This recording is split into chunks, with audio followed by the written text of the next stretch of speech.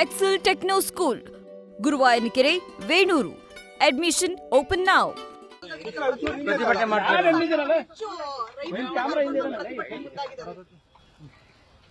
ಮಾಡ್ಲಿ, ಬೇಡ ಅಂದವ್ರು ಯಾರು? ರೈತರ ಬಗ್ಗೆ ಅವ್ರಿಗೆ ಪಾಪ ಏನೋ ಕರುಣೆ ಬಂದಂಗಿದೆ. ನಾವು ಯಾವತ್ತಿದ್ರು ರೈತರ ಪರವಾಗಿ, ಕಾಂಗ್ರೆಸ್ ಪಕ್ಷದ ಸರ್ಕಾರ ಆಗ್ಲಿ, ನಾವೆಲ್ಲರೂ ಆಗ್ಲಿ ರೈತರ ಪರವಾಗಿ. ರೈತರಿಗೋಸ್ಕರ ಏನ್ ಮಾಡಿದ್ದಾರೆ ಅಂತ ಒಂಚೂರು ಒಂದು ಪಟ್ಟಿ ಬಿಡಕ್ ಹೇಳಿ. ಮೊದಲು ನಾಚಿಕೆ ಆಗ್ಬೇಕು ಬಿಜೆಪಿ ಅವ್ರಿಗೆ. ರೈತರ ಮೇಲೆ ಗೋಲಿಬಾರ್ ಮಾಡದಂತವ್ರು, ಡೆಲ್ಲಿಯಲ್ಲಿ ಚಳಿಯಲ್ಲಿ ಮಳೆಯಲ್ಲಿ ಎಷ್ಟು 100 ಜನ ರೈತರ ಸತ್ರು, ರೈತರ ಮೇಲೆ ಗಾಡಿಯನ್ನ ಹತ್ತಿಸಿದಂತವ್ರು. ಏನ್ ರೈತರ ಬಗ್ಗೆ ಇದನ್ನ ಮಾಡ್ತಾರೆ? ನಾಚಿಕೆ ಆಗಬೇಕು. ನಿಮ್ಮ ತಮ್ಮನವರು ಬೆಳಗ್ಗೆ ಡಿಸಿಎಂ ಅವರನ್ನ ವೆಲ್ಕಮ್ ಮಾಡುವಂತ ಸಂದರ್ಭದಲ್ಲಿ ಮುಖ್ಯಮಂತ್ರಿಗಳು ಅಂತ ಹೇಳಿ ಕೋಟ್ ಮಾಡಿ ಪೋಸ್ಟ್ ಮಾಡಿದ್ದಾರೆ ಮೇಡಮ್. ಇದು ಒಂದು ದೊಡ್ಡ ಚರ್ಚೆಗೆ ದಯಮಾಡಿ ಅರ್ಥ ಮಾಡ್ಕೊಳ್ಳಿ, ತಪ್ಪು ತಿಳ್ಕೊಳ್ಬೇಡಿ. ನಾನು ಆದಂತ ತಪ್ಪಿಗೆ ನಾನು ವ್ಯಥೆಯನ್ನು ವ್ಯಕ್ತಪಡಿಸ್ತೀನಿ. ಯಾಕೆ ಅಂತಂದ್ರೆ ನಾವು ಪೋಸ್ಟ್ ಮಾಡೋದಿಲ್ಲ, ಹ್ಯಾಂಡ್ಲರ್ಸ್ ಇರ್ತಾರೆ. ಅವ್ರು ಪೋಸ್ಟ್ ಮಾಡುವಂತ ಸಂದರ್ಭದಲ್ಲಿ ಅಚಾತುರ್ಯ ಆಗಿದೆ, ಅಚಾತುರ್ಯನೂ ತಪ್ಪೆ.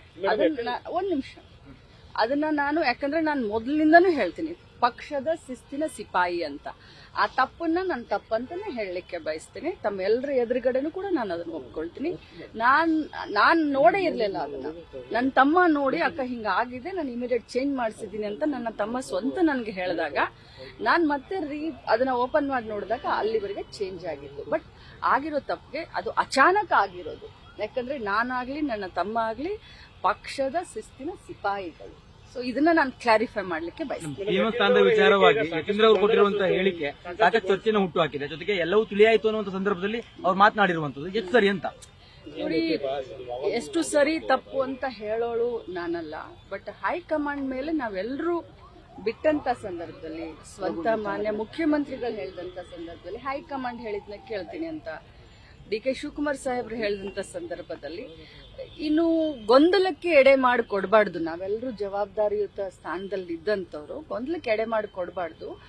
ಅವ್ರು ಏನ್ ಹೇಳ್ತಾರೋ ಅದನ್ನ ಅವರಿಬ್ರು ಕೇಳ್ತಾರೆ. ಹೈಕಮಾಂಡ್ ಏನ್ ಹೇಳುತ್ತೋ ಪ್ರತಿಯೊಬ್ರು ನಾವು ಕೇಳ್ತೀವಿ. ಸೊ ಗೊಂದಲಕ್ಕೆ ಎಡೆ ಮಾಡಿ ಕೊಡಬಾರ್ದು ಅಂತ ಇಷ್ಟು ಹೇಳ್ತೀವಿ. ಸಿಎಂ ಪುತ್ರನಿಗೆ ಒಂದ್ ನ್ಯಾಯ ಅಥವಾ ಉಳಿದವರು ಒಂದ್ ನ್ಯಾಯ ಕಾಂಗ್ರೆಸ್ ಪಕ್ಷ ಎನ್ನುವಂತ ಪ್ರಶ್ನೆಯೂ ಕೂಡ ಉದ್ಭವವಾಗಿದೆ. ಯಾಕಂದ್ರೆ ಡಿ.ಕೆ. ಶಿವಕುಮಾರ್ ಅವರ ಪರವಾಗಿ ಮಾತಾಡಿದ ಸಂದರ್ಭದಲ್ಲಿ ನೋಟಿಸ್ ಅನ್ನು ಕೊಟ್ಟಿದ್ರು.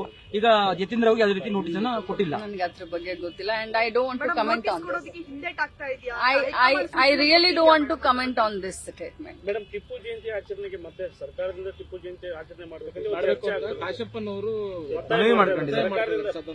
ಕಿತ್ತೂರು ರಾಣಿ ಚೆನ್ನಮ್ಮನ ಜಯಂತಿ ಇರ್ಬೋದು, ಸಂಗೊಳ್ಳಿ ರಾಯಣ್ಣನ ಜಯಂತಿ ಇರ್ಬೋದು, ಅನೇಕ ಹಿಂದುಳಿದ ಸಮಾಜದ ಅನೇಕ ಧೀಮಂತ ಮಹಾಪುರುಷರ ಜಯಂತಿಗಳನ್ನ ನಮ್ಮ ಸರ್ಕಾರ ಮಾಡಿದೆ. ನಾರಾಯಣ್ ಗುರೂಜಿ ಅವ್ರನ್ನ ಹಿಡ್ಕೊಂಡು ಮೊನ್ನೆ ಮಂಗಳೂರಿನಲ್ಲೇ ಕೂಡ ಹೇಳಿದ್ವಿ ನಾವು, ಒಬ್ಬರದು ಇಬ್ಬರದು ಅಂತ.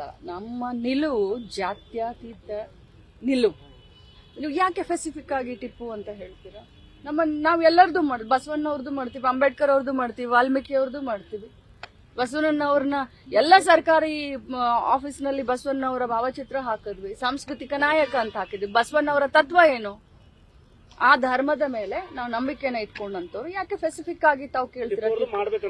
ನಾನು ಹೇಳಿದ್ದು ಜಾತ್ಯತೀತ ನಿಲುವು ಅಂತ ಹೇಳಿದ್ರೆ ನೀವು ಸ್ಪೆಸಿಫಿಕ್ ಆಗಿ ನನ್ನ ಕೇಳಕ್ ಹೋಗ್ಬೇಡಿ. ಹಿಂದಿನ ಸರ್ಕಾರ ನಿಲ್ಲಿಸಿತ್ತು, ಈಗ ಮತ್ತೆ 2.5 ವರ್ಷ ನೋಡಿ, ಹಿಂದಿನ ಸರ್ಕಾರಕ್ಕೆ ನಮ್ಮನ್ನ ಕಂಪೇರ್ ಮಾಡಕ್ ಹೋಗ್ಬೇಡಿ. ಅವ್ರು ಹೇಳೋದೊಂದು ಮಾಡೋದೊಂದು ಮಾಡ್ತಾರೆ. ನಾವು ಜಾತ್ಯತೀತ ನೆಲೆಗೆಟ್ಟಿನ ಮೇಲೆ ನಾವು ಧರ್ಮದಿಂದ ರಾಜಕಾರಣ ಮಾಡುವಂತವ್ರು. ಎಲ್ಲರನ್ನೂ ಜೊತೆಯಲ್ಲಿ ಕರ್ಕೊಂಡು ಹೋಗ್ತೀವಿ. ಒಂದೇ ಅಂದ್ರೆ ಮಾತ್ರಂ ಅಂತ ಹೇಳ್ತೀವಿ. ನ್ಯೂಸ್ ಫಸ್ಟ್, ನಿರ್ಭೀತಿಯಿಂದ ನಿಮ್ಮ ಪರವಾಗಿ.